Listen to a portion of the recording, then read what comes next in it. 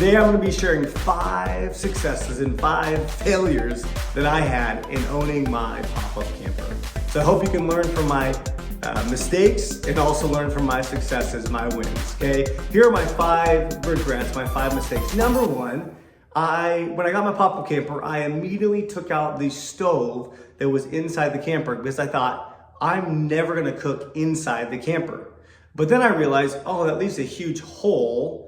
And if I would have just kept the stove in there, I would have had a place to use like as a cutting board. So I ended up actually bringing that back into the camper and screwing it back in to the top. So I regret doing that. Keep the stove in there, it's a nice tabletop. Number 2, using peel and stick covering on the actual table that moves in and out of the camper, the dining table.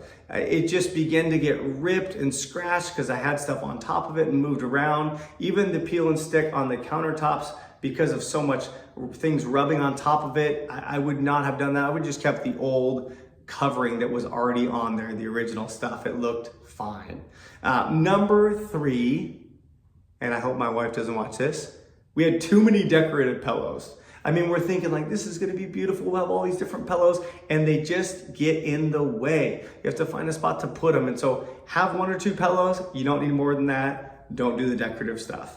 Number 4, I remember going out dry camping and I tried to use the original 95 outdoor stove that came with the camper, and all I could smell was this gas and it was really bad. And I was like, okay, I'm throwing this sucker out. Went right to the store and bought the classic Coleman 2-burner stove. So I would not use, if you got an older pop-up camper like mine, do not use the stove that comes with it. Buy a new one.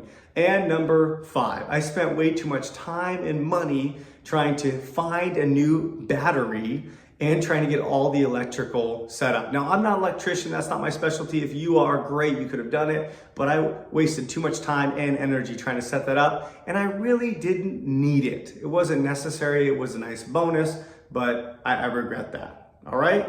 Now, sometimes you do try out things and they don't become mistakes, they actually work out. And my first success was putting this peel and stick flooring down right on top of the linoleum. And it's just on Amazon, peel and stick flooring into the square ones that you just stick down. I had to glue a little bit down that came up after a couple weeks, but it stayed on and it looks great. My mom also made some curtains for us that were really nice, and so I love and thought those are really great choices. The curtains provide a nice privacy as well, which we appreciate. Number 2, my wife found some free foam pads, those yellow foam pads, and I thought, what are you doing? Why do you get these? And they actually fit right inside the pop-up camper, so you can put it down, it all fits. And we actually used them on our side of the bed, and it provided so much great support because the mattresses in the pop-up campers are not super comfy. So you're gonna want to add some extra cushion, and so props to my wife on that one. Number 3, this is huge, is storing the pop-up camper in your garage. That way it's gonna stay dry. You can actually work on it when it's raining outside. I live in the Pacific Northwest, and so it does rain quite a bit. And so having it in the garage was key. Number 4, having a space heater. Small little space heater. Even during the summer months, it gets cold at night, and it's nice to just have a little bit of heat moving through the pop-up camper, and it heats it up pretty nicely. And number 5 was getting this 12-foot extension hose that connects to the propane tank. So you would just have the propane tank on the front of the pop-up camper on the trailer, the hitch, and then you would just run it all the way over to the stove where you needed it, or to the propane fire pit, and you don't have to move the propane all over the place, which was really nice. So I hope you can learn from these 5 successes and 5 failures.